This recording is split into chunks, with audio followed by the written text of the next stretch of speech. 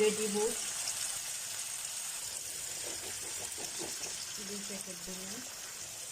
তারপরে একটু নাড়াচাড়া করে একটু মশলা দেবেন, একটু লবণ 1 চামচ সেরকম দেবেন, একটু রসুন, আদা, মরিচ, হলুদ 1 চামচ দেবেন। তারপরে মিশিয়ে নেব। যেহেতু এটা রেডি আছে,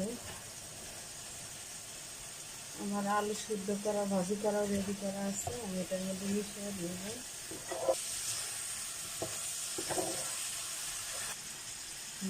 যেহেতু আমার আলু ভাজি করা ছিল, কিছু পরিমাণ দিয়ে দিলাম।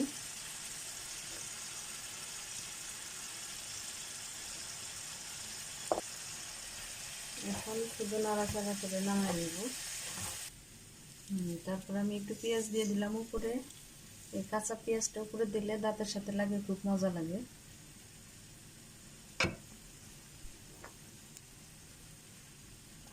এতে একটু নেড়ে নামাই দেব।